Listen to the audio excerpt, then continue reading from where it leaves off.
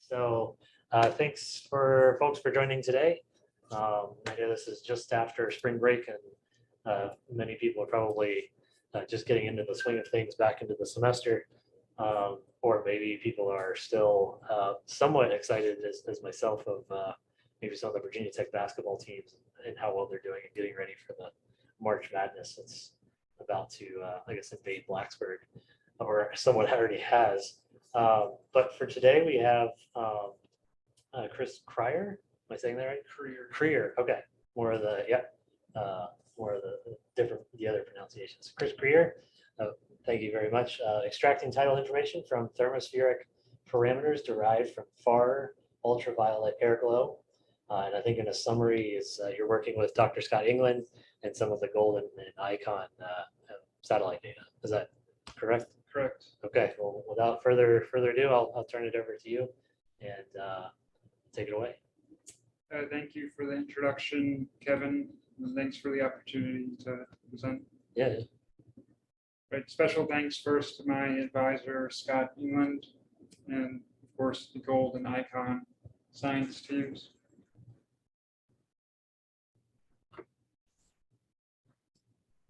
Here's an outline of what I'll be talking about. First, a background, thermosphere, atmospheric tides, and FUV airglow. And then I'll overview the Gold and Icon FUV observations. Gold being global scale observations of the LIM and DISC mission, and Icon, Ionospheric Connection Explorer mission. I'll go over the challenges that needs to be overcome for the tidal analyses, and then I'll present the novel tidal analysis techniques that we developed for our studies.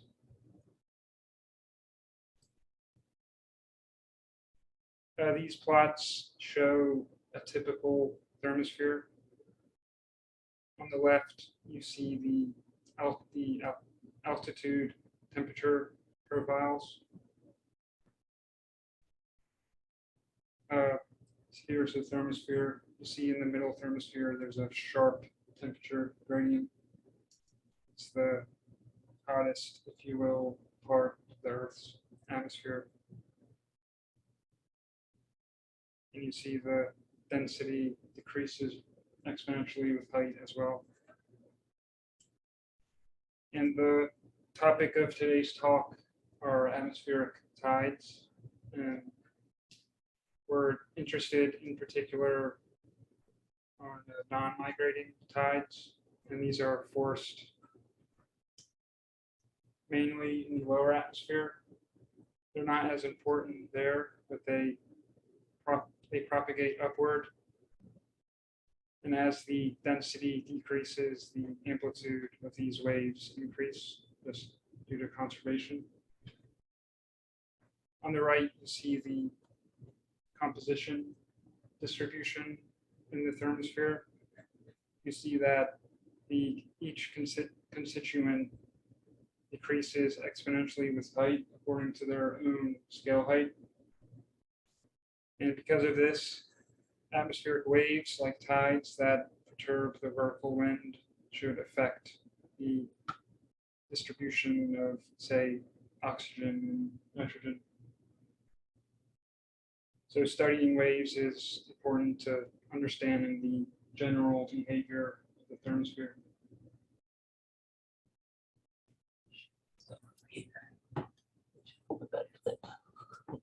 Yeah, keep going. Now a aside on atmospheric tides. Mathematically, these are eigenfunctions of Laplace's tidal equations for the atmosphere. And physically, atmospheric tides are forced by the absorption of solar radiation by the atmosphere, and they're gravity waves or buoyancy waves, and they're planetary scale, so they're affected by the rotation of the Earth. So this equation here just gives you a flavor of what variations tides can cause. They cause variations with time and longitude. And just note that the overall tide has components separated by their period N and zonal wave number S. Now, this equation is in the universal time frame. Convert it to the local time frame. So moving with the sun, you see that the zonal wave number is Doppler shifted, if you will. So the new zonal wave number is S minus N. And you could see clearly that there should be a class of tides called migrating and non-migrating. For migrating, these tides follow the apparent motion of the sun across the sky. They do not impart longitudinal variations in the local time frame. But non-migrating tides, they control the longitudinal variability at a constant local time. And some nomenclature, n equals 1, 2, and 3, they denote diurnal, semi-diurnal, so on components. First, diurnal is a period of 24 hours, and 12 semi-diurnal. And we have names for tidal components. DE3 is one of the important tides. That's the diurnal eastward propagating zonal wave number 3 tide. And this is a plot of a DE3 perturbation as a function of longitude and local time and longitude. You see it's a wave 4. That's because DE3 S equals -3 and N is equal to 1 for diurnal. So S minus N is -4 in the case of D3. So in a local time frame, D3 causes a wave 4.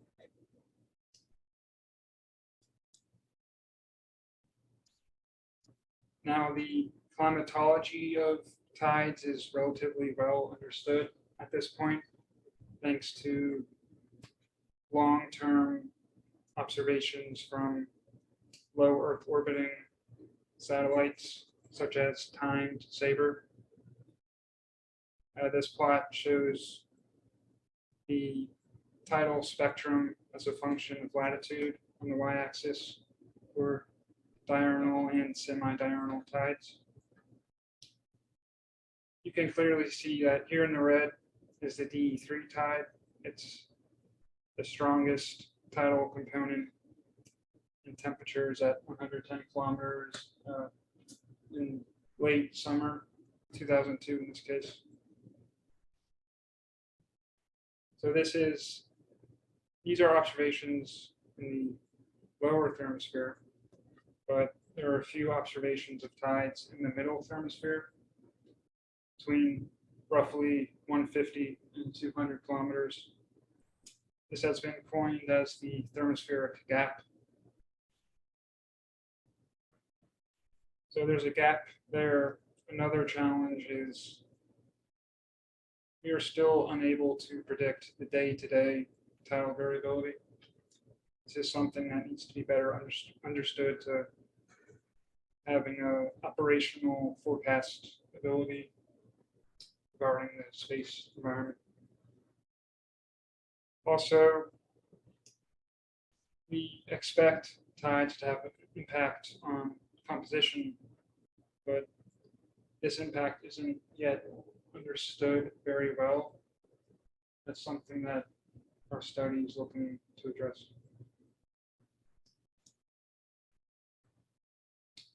So FUV airglow is a phenomenon that these satellite missions take advantage of to measure composition and temperature.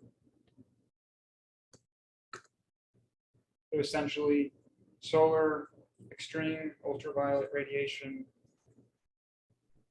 these They ionize the atmosphere, and photoelectrons can be energized, and these hit O and N2 molecules, and these become excited and emit FUV photons at 135.6 nanometers in the LBH band, which is at longer wavelengths. It's a system of bands that roughly correspond to molecular nitrogen emissions.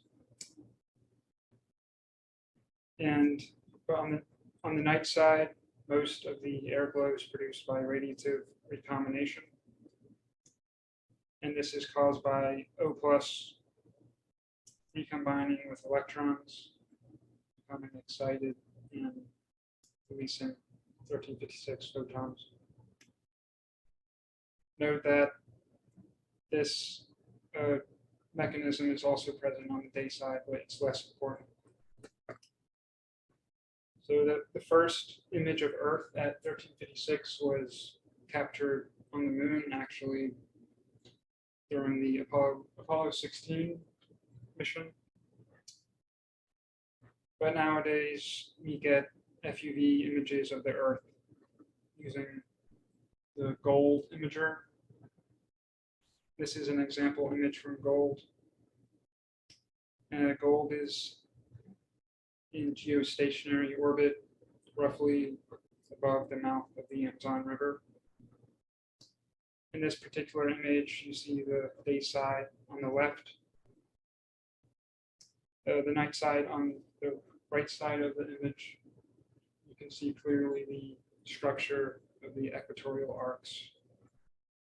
These arcs are the most dense plasma.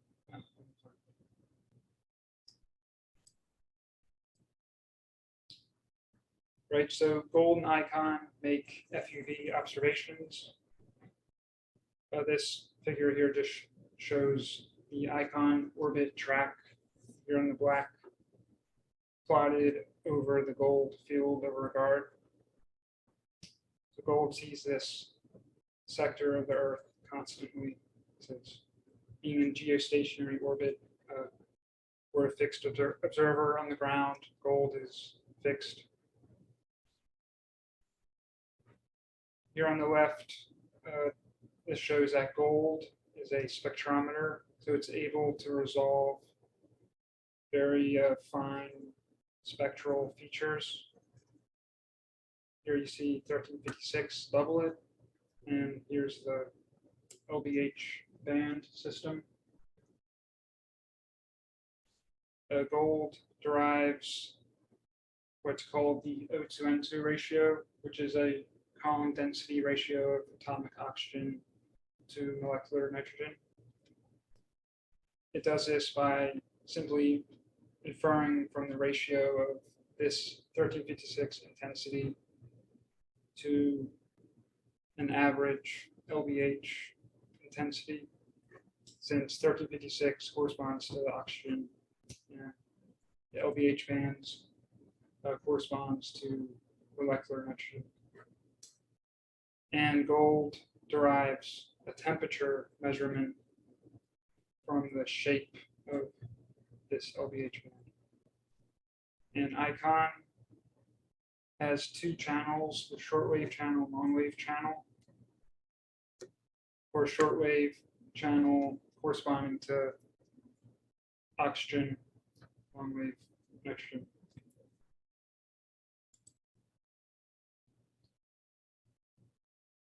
Just a short overview of the GOLD mission. It's actually a payload on a telecommunications satellite, SES-14.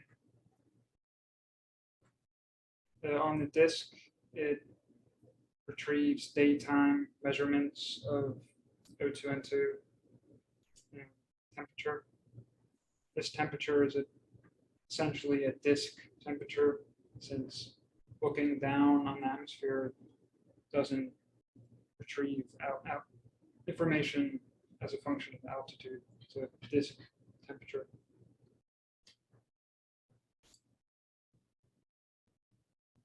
GOLD has a number of science objectives.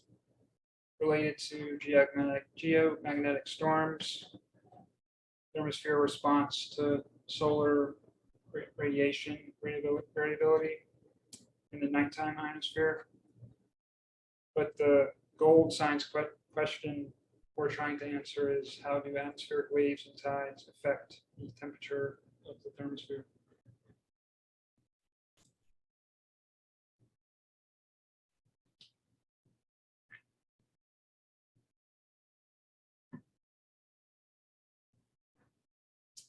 There are a few obstacles to a gold tidal analysis.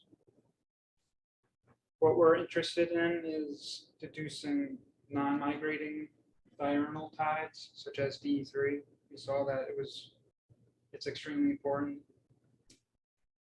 So our objective is to deduce amplitudes and phases in temperature at O2N2.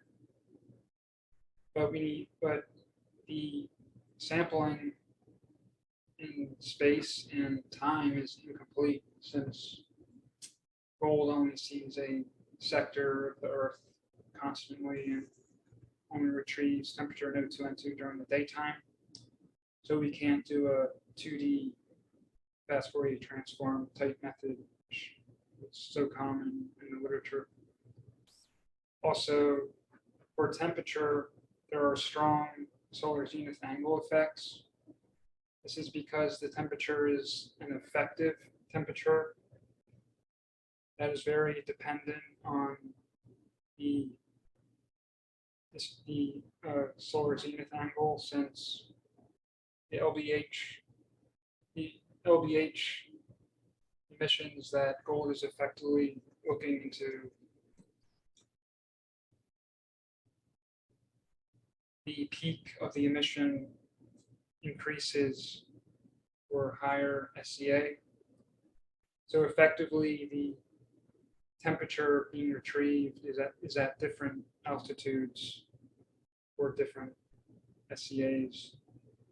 And since SCA varies according with local time, when you compare local time to local time in a tidal analysis, it becomes more complex.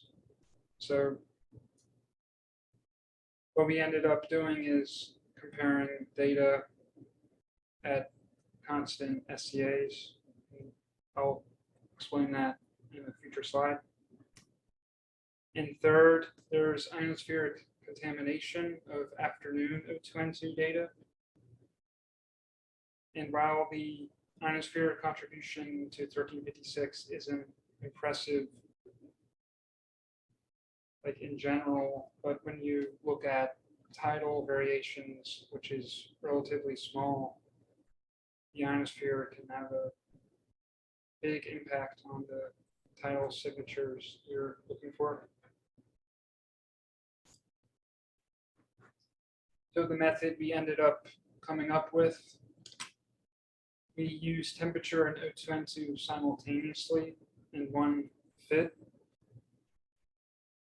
Since we compute a proxy for the non-migrating diurnal tides by taking a difference of data points roughly 12 hours apart, what this does is it removes the semi-diurnal component of the tides, which we're not looking to fit. And for gold, since it only has dayside retrievals, doing this difference is done by using dusk and dawn points. After we have this proxy, assume that only two tides, such as D3 and D2, are contributing to the variations. And then in one fit, fit these two tidal components to the variations.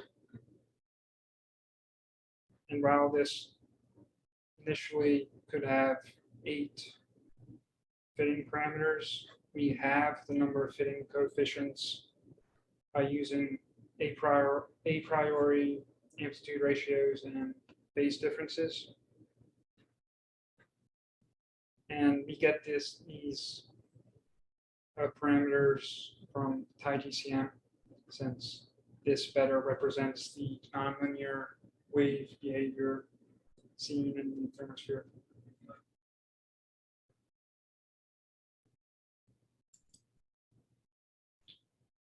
We tested our method on IDCM simulated gold data. Of course, the method should work really well since the a priori data comes directly from IDCM.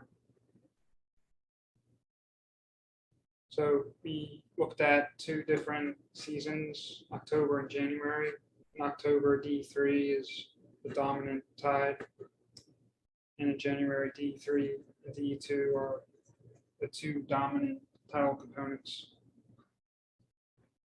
So what's plotted are amplitude retrieval errors as a % and phase retrieval errors in units of hour. So hour of maximum at 0 degrees longitude is the unit of phase. So for phase, purple and blue means very little phase error. So we're getting the location of the tides correct, the phasing. In these plots, greenish color means very little error. So we see in October, the method does a good job at retrieving D3. But in January, there were some latitudes. You see here in the blue, D3 is underestimated. And here in the deep red, D2 is overestimated. So the primary sources of uncertainty that causes this: the incorrect zonal mean, since we're sampling over a limited longitude sector, we have to subtract the zonal mean in order to look at the longitudinal variations, which is what we fit to this method. And also, contributions from tides assumed absent can lead to uncertainty. I mentioned that we assume that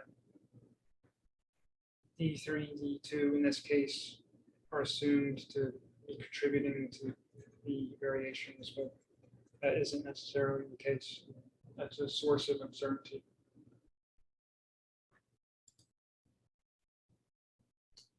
This is the method applied to actual gold data. For a 7-day period in October 2018, also January 2020, I used 7-day means. This averages and smooths out noise and non-tidal variability.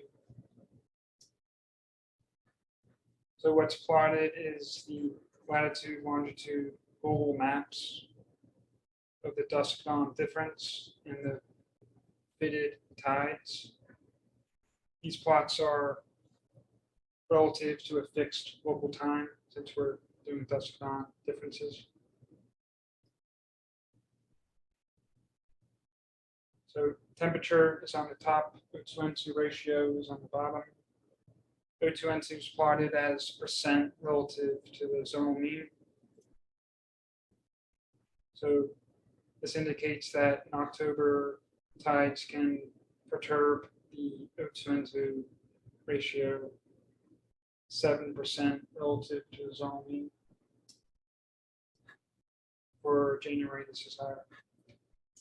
But if you compare A to B and C to D for both October and January, you see that our method generally reproduces the variation seen at select latitudes.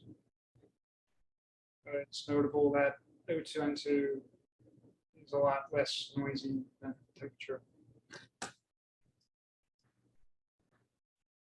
And we constrain the phases in the retrieved tides. So it's a positive result to see that the retrieved tides can reproduce the phase difference seen between temperature and O2N2 ratio. So these plots really show that our method is fitting the data to the tides reasonably well.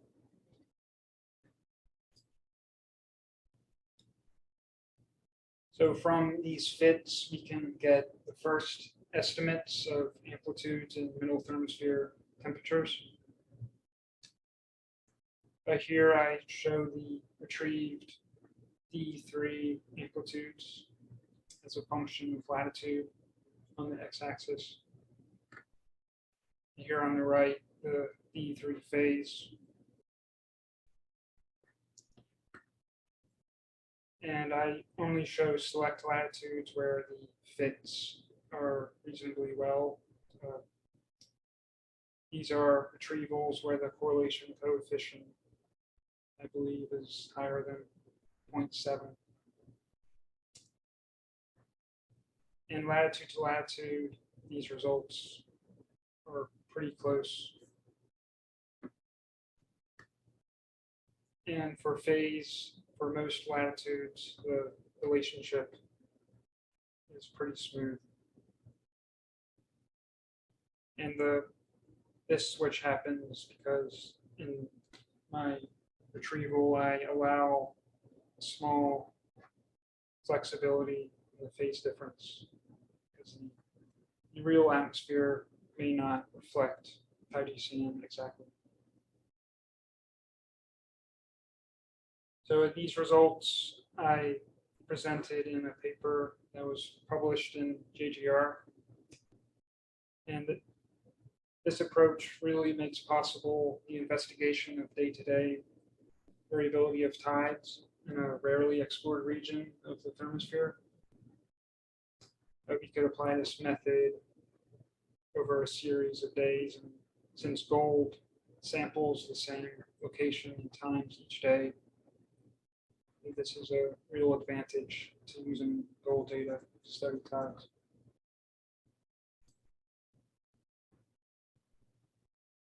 Here's an overview of ICON FUV observations.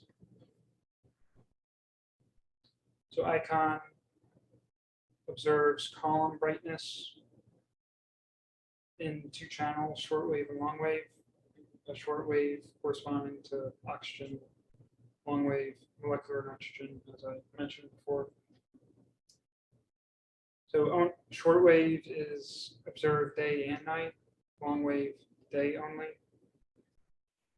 And from the observed ratio of shortwave to longwave on the disk, the O2N2 ratio is retrieved, daytime only.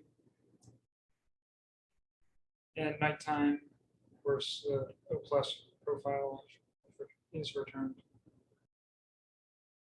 There is actually a disk and limb O2N2 profile, but we only use the disk O2N2 ratio at present. So this is analogous to the gold O2N2 ratio.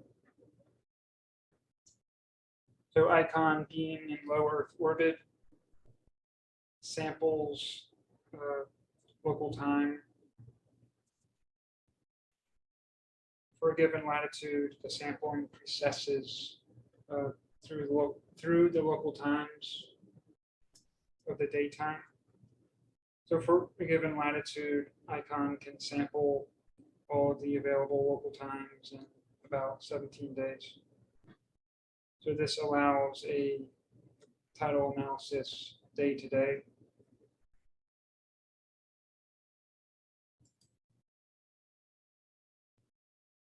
So in order to study the tides using ICON FUV,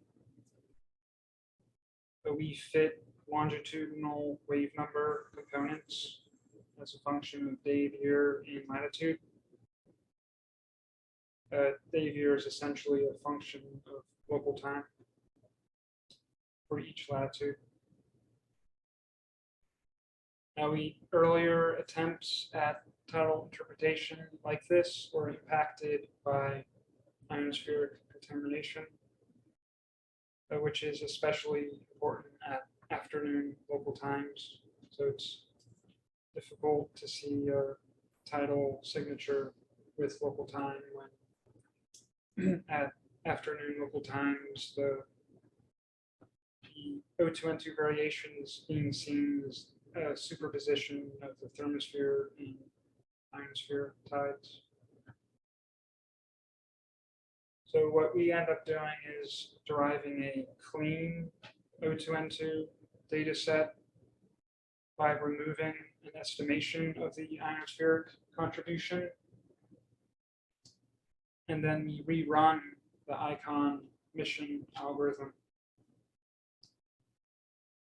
And initially, we are doing this estimation based on global ionospheric specification, electron density, global maps. This figure on the left shows an example global map of the estimated 1356 brightnesses. And it's clear, you can see the equatorial arcs. This just shows wave number fits that are being computed. So we bin data into a latitudinal bin, and then do wave number fits as a function of longitude. You see here on this particular day and latitude, the local time is about 16 hours. And we fit wave numbers 1, 2, 3, and 4 to these variations.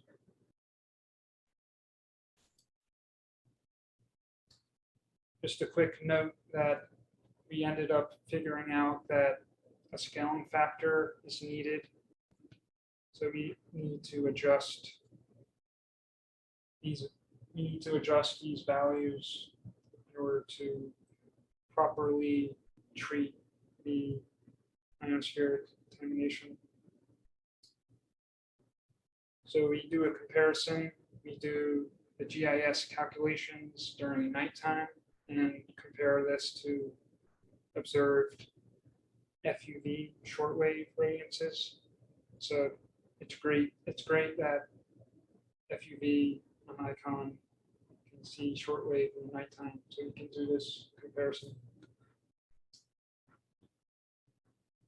So fit in a straight line in this comparison, we find that scaling factor of 4 is required to account for the relative sensitivity of the FUV instrument.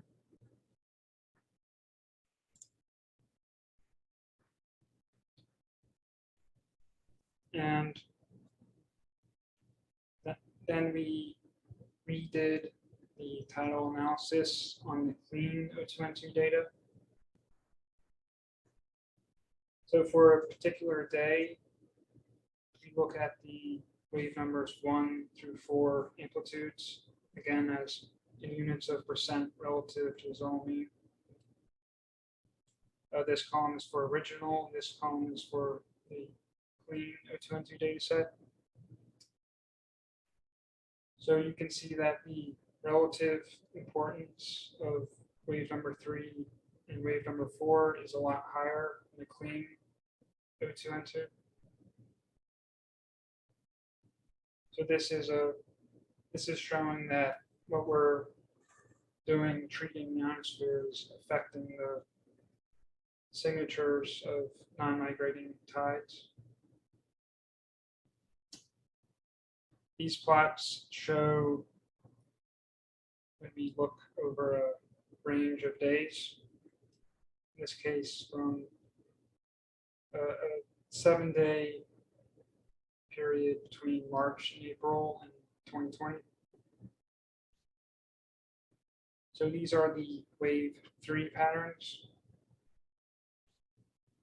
These are contour plots that are a function of longitude and day of year.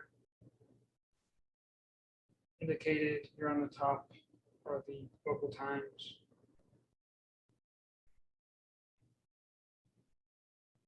This is data binned around 15 degrees latitude in descending nodes.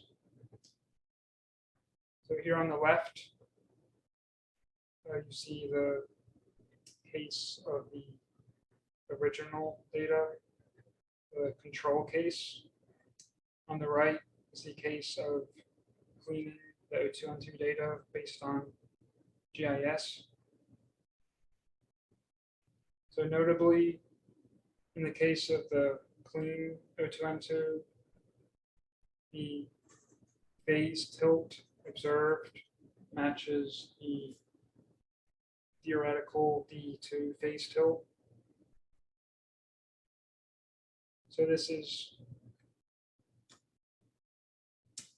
showing that we're able to see a more clear tidal signature in the clean O2N2 data, which wasn't otherwise seen when we're not treating the contamination.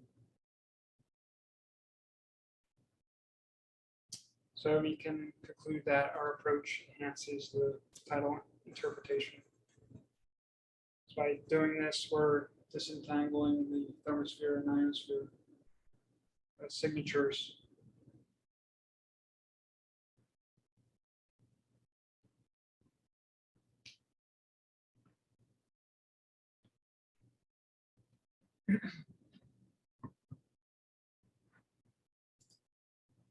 Right, so the methods of analyzing gold and icon in these ways could potentially revolutionize our understanding of tides in the middle thermosphere. And thanks for listening. I'd be happy to answer questions or hear your comments. All right, Chris. Well, thank you so much for presenting there, and certainly some very interesting good things. I think I see Dr. Bailey is unmuted. Do you have a question? Or I'll open it generally for questions, but I think maybe Dr. Bailey, if you'd like to go first. I do, and I apologize if it's a kind of a naive question, but it's just a curiosity as I see this, and one that I've had for a little while. First, I really appreciate the presentation. You did a great job, and this is very interesting. But with regard to tides, you said earlier, and this is an explanation we always hear, tides is due to the heating of the atmosphere, right, and waves that are generated in response to that sudden heating. When you say it like that, the sun heating the earth, it sounds like something that should be predictable, right? The sun's heating energy is not that different day to day, and we're getting an increasingly good handle on it, but yet we can't really yet predict the tides, right? We're still trying to understand them. So I'm kind of wondering what's the primary driver of the uncertainty, and I'm guessing it's because the winds are different, composition changes at least some amount day to day. And a lot of that is controlled by gravity waves from below. So, or the variability is driven by gravity waves from below. And so I'm wondering if it's a true statement to say that our main uncertainty in understanding tides is understanding the smaller scale waves that those tides are operating on top of. Does that make sense? Yeah, that's an interesting comment. Yeah, I agree with you that since non-migrating tides, they can be generated efficiently by the large-scale latent heat release found in the tropics, and it's known that those can generate small-scale gravity waves too. So it's likely that there is a connection between gravity waves and the variability of these tides.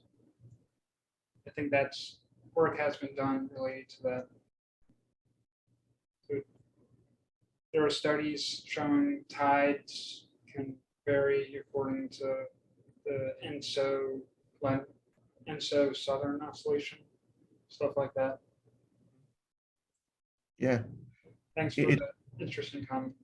Oh, no, thank you. And it sounds like you're saying it's even more interesting than what I said, right? That tides also generate gravity waves and are probably responding to gravity waves. So all these things are very coupled. right?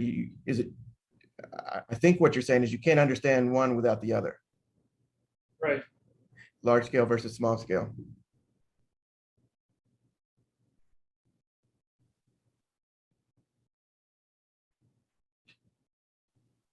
Okay, well, thank you. I find it fascinating and I really enjoyed your presentation. Thank you. Other questions that we might have here for today?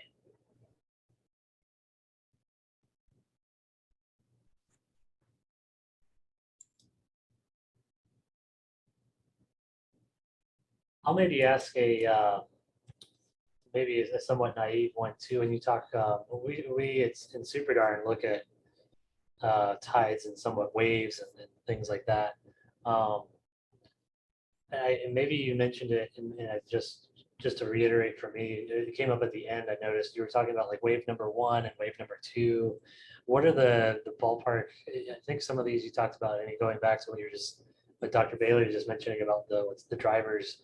Are these diurnal kind of frequency, or is it less than that, or is it more several week kind of periods? Or we talked about the periods at the beginning. Kind of ballpark, what's the range that we're looking at here? Yeah, the tides I'm looking at, these have periods of 24 hours, Okay. 12 hours. And these wave number these wave number components I'm fitting to, I'm assuming, are a superposition of the diurnal and semi-diurnal components. Yeah. Okay. Yeah, that these, over a range of days, there's probably a component of, say, planetary wave scale too. Gotcha. Yeah, that's what we sometimes look at. I think it's more in the some of the ionosphere layer. We look at sometimes tides, and that's more. I mean, sometimes they go out to like weeks kind of thing. So I just wanted to, what was the general ballpark? But that makes sense. Any other questions here from anybody online? It's not just being me and Chris here today in the conference room. Certainly in the future, as we do more things, I'm happy to continue this. We'll certainly have to have an online Zoom component, because we'll have people kind of across many, at least 2 campuses here in the future. But certainly, folks who can't just be here, they're across campus or something like that too. But anybody else online that would like to ask a question or have a comment?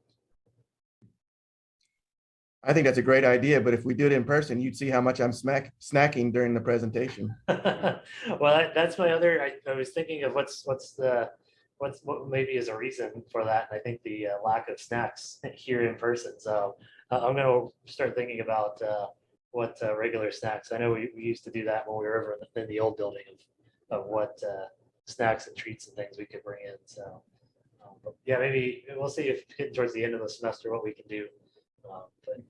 Yeah. I'll spring for the donuts if people will show up, and you have to promise not to let me eat one.